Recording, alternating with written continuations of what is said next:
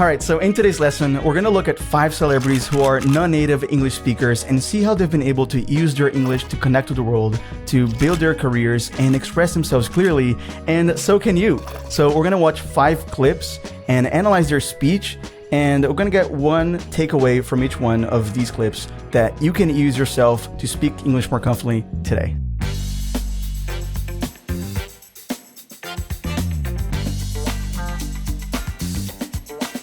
So I have here in the studio with me today, Mr. V himself, Ethan, aka Ethan. How's it going, Ethan?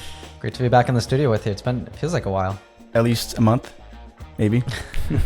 All right, Ethan. So the first clip that I set aside here for us to analyze is with Arnold Schwarzenegger. Now, Arnold, as you guys know, he is not a native English speaker. He was born in Austria, if I'm not mistaken. Is that right? Right. And his story is amazing because he went through many challenges in, first of all, becoming a bodybuilder, and then he decided to become an actor, and then later a politician. He got to the point of becoming governor of the state of California, right? So each one of these steps, they kind of require different skills to be developed. And when trying to become an actor, there were many challenges he went through, especially because he wanted to go to Hollywood, right? So he needed to work on his English. So in the clip we're going to watch, he's going to tell a little bit about this story. Let's check it out. And then they told me this, and your accent, even if you reduce all your body weight and everything and have a normal body, your accent, I said, your accent, I mean, it will go give people goosebumps. With the German accent, it will get people the creeps. They will get scared. He says, no one in Hollywood ever has become a leading man that had an accent. That's the kind of stuff that they heard. They said, no, you see, it's impossible. And plus your name who can pronounce Schwarzenegger or something like that. No one can pronounce that, so forget about it, Arnold, isn't it? But you know something? I didn't give a shit. I didn't. This is a recurring theme, by the way. This thing of facing the non-sayers, right? And The naysayers. the naysayers, exactly. What does that mean, by the way? People who say nay, which nay means no. So it's all the people that say, you can't do it, you'll never, this is impossible. Exactly. And so many great things in life. I don't know about you, but I remember several adventures and things I actually got to accomplish in life. Initially, I faced resistance from people who say like, oh, no, you shouldn't do that. You know, so many contrary opinions. Do you remember any experiences, like a moving somewhere, or any other experience that you felt that? I mean, constantly starting real life English, living abroad. Like, people don't tend to understand things that go outside of kind of the handbook that people think is like a normal, well-lived life. So there's vocabulary that he used in that clip that I just wanted to talk about first that has a lot to do with this theme of just having a vision and pursuing it, regardless of what the naysayers will say. So he said, like, he didn't give a shit. Slightly vulgar, but you could say maybe didn't give a damn, which is also a little bit vulgar. But what does that mean? It means that you don't care at all. Is there another similar phrase that you could use that's not as offensive, maybe to some people? Yeah, I think just that, like, I don't care. Could care less, maybe? I could care less, yeah. Or to be grammatically accurate, it would be couldn't care less, but I think natives just say could care less, which doesn't make sense. That's one of those things that makes no sense. And then he said people would tell him, like, forget about it, Arnold. And in that phrase, I can hear some nice connected speech. So even with his accent, his heavy Austrian accent or German accent, you can see that he knows how to speak some phrases in some collocations with connected speech, which makes it flow more naturally, right? Arnold was explaining that when talking to directors and people who would be in charge of the casting of actors, they'll tell him that, you know, your accent will give people goosebumps. They'll give people the creeps. Yeah, goosebumps, it's very visual. So if you guys are watching, obviously, like on your arm, when you get really cold or when something scares you, you have like the skin stand up, like chicken skin or something like that. Or goose, it comes from the animal goose because it probably, when you take out all their feathers, like chicken, it's bumpy. So it's that kind of texture that you get. And if something gives you the creeps. It's the same thing, but I think of that as like it gives you chills. It's like that feeling sometimes when something scares you or when you feel really cold and almost feels like electricity running down your spine, that you're like, you might actually shiver a bit. Yeah, so regardless of all of these things, producers and people who tell him, don't do it, this is not for you, you don't have the English for it, he still worked on it. And later in that interview, or that speech actually, he shared his story behind the movie Conan and Terminator, where the directors later thanked him and said that, you're perfect for the role, actually. And if you didn't exist, if we couldn't find you, like, we'd have to build another Arnold. So he used all of that as an asset, right? All of those skills and personality. Even later, he did comedy, right? He got into comedy, and I think it wasn't at that point like something that, he needed to have this accent or this body to do it. But it gave it an extra touch, like Twins or like Kindergarten Cop. It could have been another comedic actor, I guess. But like the fact that it was Arnold, like this actor with his way of moving and his accent, I think it made those movies a lot more special and memorable. But anyway, the takeaway here, at least for me, that I'm noticing when watching Arnold talk, is that he didn't let his weaknesses be weaknesses. He focused on his strengths, and that was enough for the people who hired him, for the people who cast him for the roles, because they didn't care, about his weaknesses, and some of his weaknesses actually were turned into strengths also. So, totally. As I said, they were not liabilities; they were assets, right? Ooh, what's a liability and an asset? You've said that a few times. So in this case, an asset would be like a resource, something that you can use, maybe an object you have or a skill. An advantage. An advantage, exactly. Now, liability is something that, a risk or something that could potentially be negative or cause damage, right? Yeah, I think like when you get insurance, for example, they use this word a lot. A liability is something that makes them apprehensive to insure you because they think that it could end up costing them. Yeah, like if you're particularly older, like an old person, it's going to cost more because it's riskier, right? Or you have a history of reckless driving or something like that. They might not want to give you car insurance. Yeah, interesting words here, by the way, right? Liability, asset. I also talked about from the clip, like goosebumps, the creeps. All of these are particularly useful, like if you know how to use them. And for all of you guys watching, if you're concerned with like, how am I going to remember these words later, when I'm speaking or when I'm watching a movie, listening to a native speaker talk. If you use our app to watch these lessons, if you consume our lessons on our app, you can do more than just passively watch it, right? You can just tap on the words, and lots of these advanced words are flashcards, and you can save them and practice them later so you never forget them and add them to your active vocabulary. So we're going to leave the link in the description for you guys to continue watching the lesson over there and get all of these amazing resources. All right, Ethan. So the next clip we're going to watch is with Sofia Vergara, famous actress, starred in Modern Family. I think that's probably her most famous role. And interestingly, she had challenges as well starting her career speaking English in the United States for very similar reasons, like Arnold. But her insights and her takeaways from the situation were slightly different. It's really cool to see how all of these, I said in the intro that they've used their English to build their careers, to express themselves confidently. And you can sense that they're not ashamed of where they come from and whether or not they have an accent. Let's check out the clip.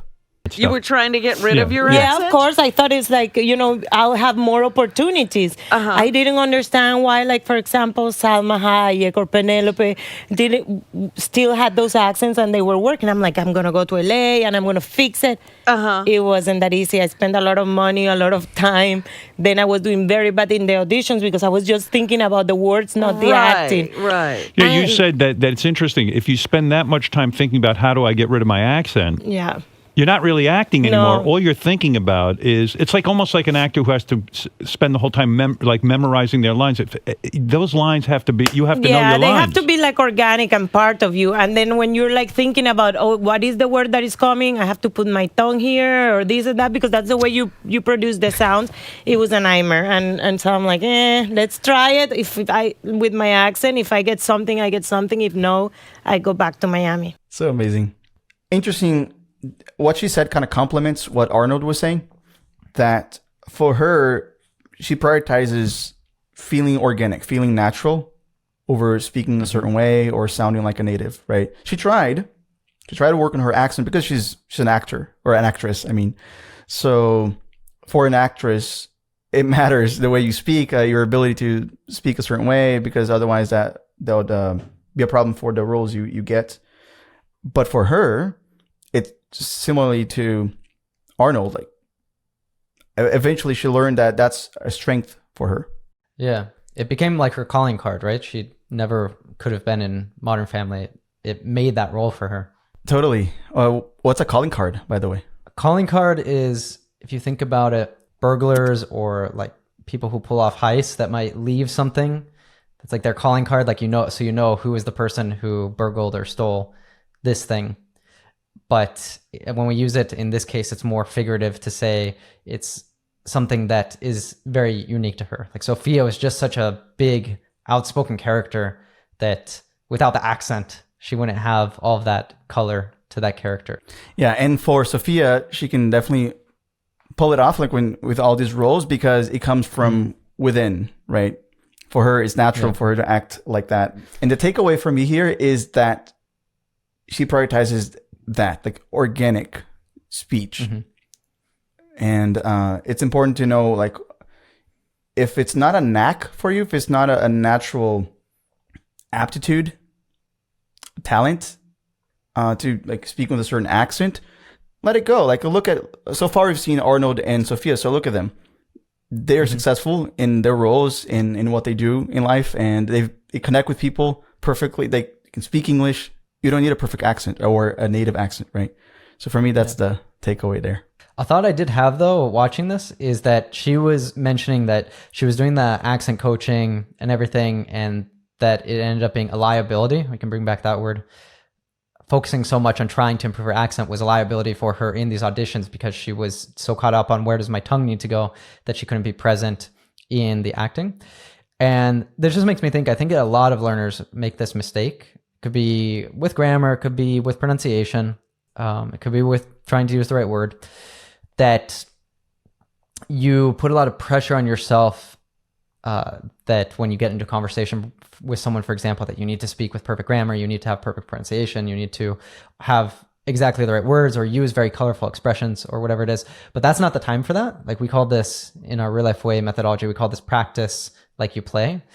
And we call it that because it's like the time for that deliberate practice, the time for really focusing on having accurate grammar, accurate pronunciation, building your vocabulary and expressions is when, you know, you're at home studying, or, you know, with like the Real Life English app, it's really nice because you can do this while you're waiting at the dentist office for your appointment or in line at the store or any other convenient moment like that. Those are the moments for, you know, really worrying about that thing and stressing about getting the accuracy, which is what, you know, if I were coaching Sofia back in the day when she was trying to reduce her accent, I would say that like when you're in the audition, that's not the time for those things. Like then you need to be present, not worry at all about your accent. If you screw it up, who cares?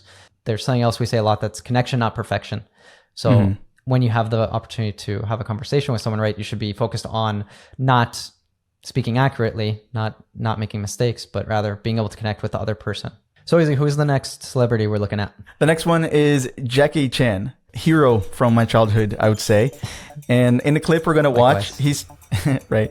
In the clip we're going to watch, he's talking about Arnold, and the interviewer Conan asks Jackie, like, what's your opinion on the biggest star of action movies in America, Arnold? So by the time this interview happened, like I think 10 years after Arnold had started in Hollywood, he was already the biggest star in America, as Conan says. So let's check it out. Now, what do you think people like in America? Probably our biggest action hero, Arnold Schwarzenegger. Now, what do you think? He's not really, you know, he uses stunt doubles a lot. Yeah, I think. What do you think about? What do you think about that? I think it's not fair compared to Schwarzenegger because he's not the action star. He's a bodybuilder. After that, becoming an actor. Right. Of course, he needs double. He's not as flexible, though. So you know, those guys that work out, Schwarzenegger can only move his arms this much. Did you know that? In most of his scenes, they give him things to do where he just moves this much. No, I'd like some water. Now I'll put it down. You know? I think it's not fair. If you make the movie is a lift weight, I cannot lift weight. I have to use double. If I'm making a army movie, they want me to drive for F-16. I have to use double. Right. But in Asia, when I'm filming, I have a total control. Complete control, right? Yeah. So this is why. Okay. I want to jump from the building to the helicopter. I want to do the barefoot ski. I want to do everything by my own. I want to choose everything I can do. Has some interesting words there, by the way. It was talking about doubles and stunt doubles. First thing I was going to ask you. So a double is a person who looks like the actor, but can do like more risky things, for example, right? They're hired for that. They're trained to do these sorts of things, right? Or a stunt double, more specifically, that would be, right? A stunt being like one of these risky things, right? That a daredevil might do. What's a daredevil in this context? So there are these people that love adrenaline, and so they do really crazy things. Like, I think there was a guy, 𝗥𝗲𝗹𝗟𝗶𝗀𝗃 maybe was his name, who jumped over the Grand Canyon with a motorcycle. Crazy things like this that would be very easy to die. These are daredevils. They have no fear of death, I guess. Tom Cruise, I think you could say he's an actor who's also daredevil because he is another guy who doesn't often use stunt doubles. And the actor who's also in a band called, I think, 30 Seconds to Mars. Right now, maybe our producer can write his name, but like recently to promote their new tour, Jared Leto. So Jared Leto, like recently to promote their upcoming band tour, he climbed the Empire State Building. He's another one of these crazy adrenaline junkies, we can call them. Man. People who are addicted to adrenaline.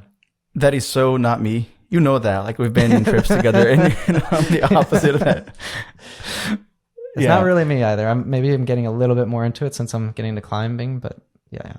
So, man, like Jackie Chan, I was saying, definitely a hero from my childhood. And his movies, as far as I can remember, they're like a genre of its own. Because there's not much dialogue. The action, it's so like performatic. And is that even a word, performatic? It involves a lot of performance, right, into fighting. I mean, yeah, I think it's like the marriage between comedy and action movies, right? I didn't know if he was the original person to do this, but there's like Rush Hour. That was a classic from my childhood. And The Tuxedo. That was another one I remember. The Tuxedo. Where he totally like used his, I think this is like one of the things that for me makes him stand out is, okay, his English isn't the best, but it doesn't really matter because he's not trying to be one of these actors that gives great speeches or anything. His differentiator is that he's a martial arts master. And so like he found a niche for himself, like a very specific type of role where his accent could kind of be like an interesting part of that role. But the main focus was on how cool it was that he was able to do all of these different punches and kicks and, you know, weird contortions with his body. What I was going to say about the takeaway watching him is his humility. Such a humble guy. And even what he was saying there about Arnold, he could have said, I'm better than Arnold in this way or this other way. But he's just saying like, we're different. You know, I wouldn't judge him like, okay, he can't do this. He's a bodybuilder. He started exactly by pointing out what he's great at. He can't do this because he's a bodybuilder. So he's great at something else. I'm great at this, the choreography and all that stuff. So yeah, Conan kind of was making fun of him, but Jackie Chan didn't latch on to that and also start, throwing Arnold Schwarzenegger under the bus or anything. What does that mean, to throw something or someone under the bus? It's like you sort of give them the blame or you make them the scapegoat. That's another expression that means to give us on the blame, or in this case, I was saying it more as, trying to make himself look better by making this other person look bad. And you also said that latch on? Yeah, he didn't latch on to what Conan was doing of like poking fun at Arnold Schwarzenegger. So like latch on is he didn't grab onto that and be like, oh yeah, like let me take advantage of this and also make fun of Arnold. Probably because, I don't know, it seems smart of him because who knows, they might bump into each other. I think Hollywood's kind of a small place. So he probably doesn't want Arnold being like, hey, I saw you on Conan. So he didn't want to do that, and he was humble. Now, I don't think in this particular case he was just humble because of that. It's just because that's who he is. I've seen him in other interviews. Yeah. And for confidence, that's really important, I would say. Yeah, I was going to say there that I think that the difference between like confidence and other words that we have, like arrogance or cockiness, which are very similar words, but they have a negative connotation, whereas confidence has a positive connotation, is that when you're confident, it's like you're an awareness of your own abilities, which I think is very well portrayed here by Jackie Chan, because he knows he's really great at martial arts and he knows the things that he's not good at. He's not able to drive a huge truck or something like this. Some of the examples he give, right? Whereas arrogance is more like you're saying you're so much better than everyone else. You think you're the shit, which that's like a kind of vulgar way to say that, I'm the best. No one can beat me. You think so much of yourself. If you have a big ego, you tend to be arrogant or cocky. But if you're humble, like you said, at the same time aware of what you're really great at, then you're confident. All right, Ethan. So for the next one, I have a clip here with Cristiano Ronaldo, the famous soccer player or football player. And this is interesting because in this clip, we also see humbleness or humility being shown. And he's talking about how English people from England, treated him in the 6 years that he spent playing there. Let's check it out. I was here in England for 6 years, and I respect English people a lot because they are very polite and they respect. Serious. That felt like a warning. No, but it's true. The timing that I spent here, the people treat me unbelievable. I'm never gonna forget that. So this is why I say, and I'm gonna repeat, English people, they are polite for me because they respect. One thing I find interesting about Ronaldo is that he stands out as a football player or soccer player because his English isn't perfect by any means, and he has a pretty strong Portuguese accent. But if you can look up even on YouTube the first interview that he ever did when he was starting to play for Manchester, and his English was horrible. Yeah, it's a good game. It's a good performance. Team win. It's important. Are you feeling more and more confident with each game? No, understand. So he worked on his English a lot. And when you look at a lot of footballers, there's an expression we can use that you rest on your laurels, meaning that you're good at something and you kind of just, you relax because, your job is done. You've done the hard work. But he does this in football as well. He's always trying to be better. And obviously that makes him one of the best players in the world. But also you see a lot of players that are some of the best in the world, like Neymar or Messi, that they have no English skills. Like they aren't good at communicating in the language at all. And Ronaldo has actually, throughout his career, decided to prioritize working on that. And I don't know if it's part of that motivation is maybe to be someone who's more globally minded, more able to connect with people from around the world. I don't know if it is, but he's certainly getting that, right? He's able to connect more and then get all the benefits from speaking English. One thing I noticed is that you can't say he's fluent, right? He's not fluent in English. It's kind of hard to determine like what's fluency. We have this discussions that even I have had and other people here at RealLife about what is fluency. We even have some lessons all about that. So there's different definitions, but I think there's one definition that's particularly useful for analyzing what's happening here. That is situational fluency. Because if you practice enough, if you know the vocabulary that you need to say something, to express yourself in a particular situation or express a certain opinion or idea, then for that, you are fluent, right? Enough. And then maybe somebody will respond, and then you have these other words that you know surrounding that topic. So you can be more fluent in some situations than others, right? And I think that's what he is. I've watched interviews with him after games, after matches, soccer matches, that he knew what he was saying. He was communicating accurately about what happened in the game. That was like an hour-long interview. I think the whole thing that clip came from. So if he was able to hold his own during an hour-long interview, I think that's pretty commemorable. So what would be one takeaway that you can get from this clip here? I think one interesting thing is what you're saying about situational fluency is focusing on the 80-20. This is also known as Pareto's principle, which is that there's many situations, I think it's almost like a law of nature, that 20% of effort brings 80% of results. Now, when this comes to learning a language, any language has like so much vocabulary and expressions and even like the details of grammar and so on. that for most of us aren't going to be important. Like there's so much illegal English. I don't need to know that, right? I'm a native speaker. I don't need to know that. Like I watch some legal series like Suits. Love that show.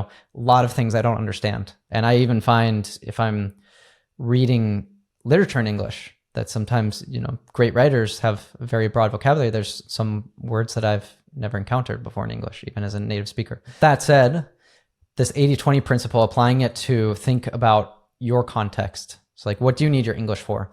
And then trying to figure out what is the words and expressions that I need to know for that. And this is something like on the RealLife English app too, that we try to focus on a lot, is like giving you the words and expressions, advanced English that you probably will need in your everyday life so that you don't have to worry about the things that are important to you. And we're launching a new feature, the Vocabulary Manager, right? That you can actually select which words you want to study and which ones aren't important for you. So you can bring it more to your own personal context. So I think that's really important. That's something I've focused on a lot too in my own language learning, is that I don't need to necessarily know everything in this language. I just want to be able to use it for a certain context, which for me usually has to do with connecting with people. All right. Let's move on now to the final clip. This one is with Indian star Deepika Padukone. Hope I'm not butchering that name. Is that right? Deepika Padukone? You're asking the wrong person, but that's how I've heard it. Deepika Padukone. Yeah. And if you're butchering someone's name, of course, that means that it's like a butcher is the person who carves meat. It means that you're doing it in a really poor way. All right. So in this clip, which comes from a YouTube video, she's asked, let me read here. If you wake up on the wrong side of bed, what's your mantra for getting back on track? I think I first try and identify what is it that has thrown me off. Because often we just go into this spiral and we're just annoyed about something. It just continues because we don't know why we're suddenly even feeling that in the first place. And then of course I try and sort of think through it, rationalize, and letting go. Oh, sharp. She has a strong accent, but I find it like it's really easy to understand and it's really beautiful, the musicality to it. It's charming, definitely. But man, like so many words there and expressions. Like from the question I asked is like, if you wake up on the wrong side of bed. So first of all, what does that mean? Yeah, I like that. It's when you wake up on the wrong side of the bed, that's like you, we've all had that. You wake up in a funk. You wake up and you just feel out of sorts. I'm using more expressions to define it, but it's that experience where you wake up in the morning and it's just like, it's not a good day. Maybe you're feeling particularly clumsy, whatever the case is. So we use this figuratively that you woke up on the wrong side of the bed. It's just like, it's not your morning. So when that happens, she was asked, what's her mantra? So a mantra figuratively is just like, what's your routine, right? The things you normally do, you go back to, or like habits. A saying that you have, that you live by, words. Oh, there you go. Yes.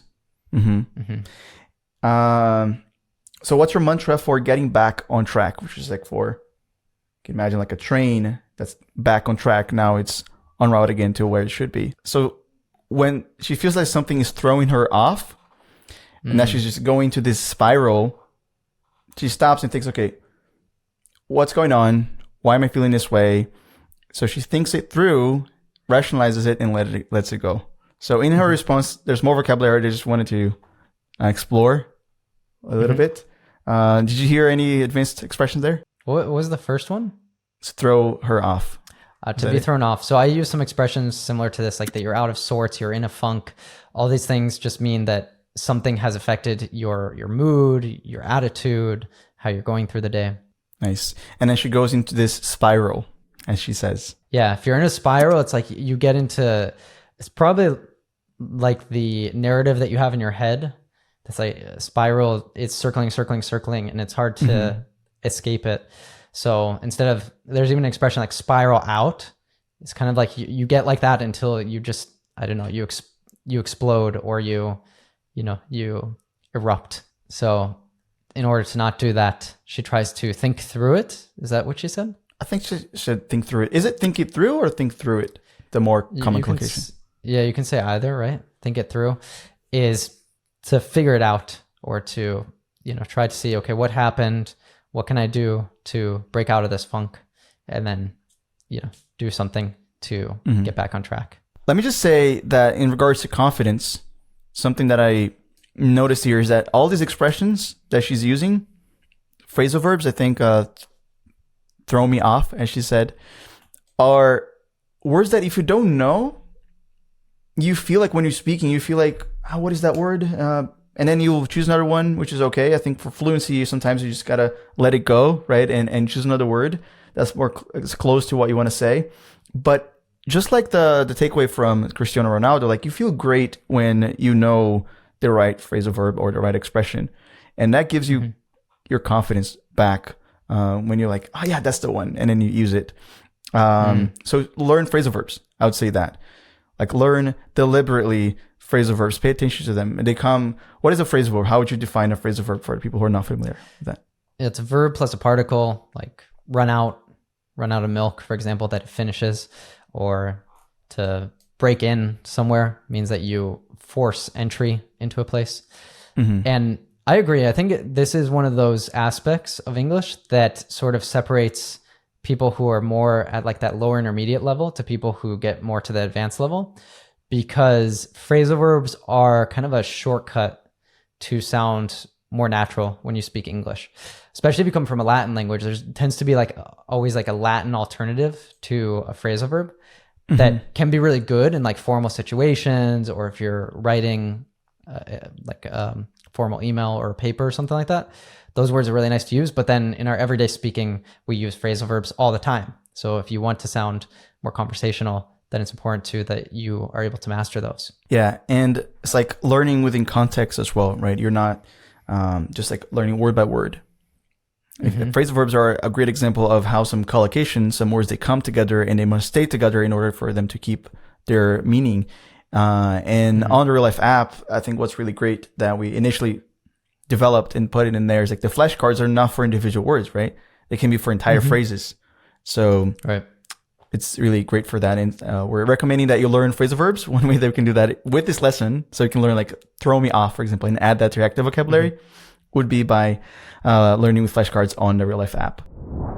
Hi, yeah, guys. So thanks so much for joining us today. And this has just been a taste of the full podcast lesson, which if you want to watch the rest, where we go into all sorts of great tips for how you can strengthen your morning routine so that you feel better throughout the day, how you can make learning English a more convenient part of your day, that even if you're really busy, you'll actually find the time for it, and so much more, then you should definitely head over to the RealLife English app by clicking the link down in the description below on your phone. And that way you'll also be getting access to this lesson, the premium lesson, for free with the full interactive transcript, vocabulary flashcards, and more. So be sure to check that out, and I'll see you again soon.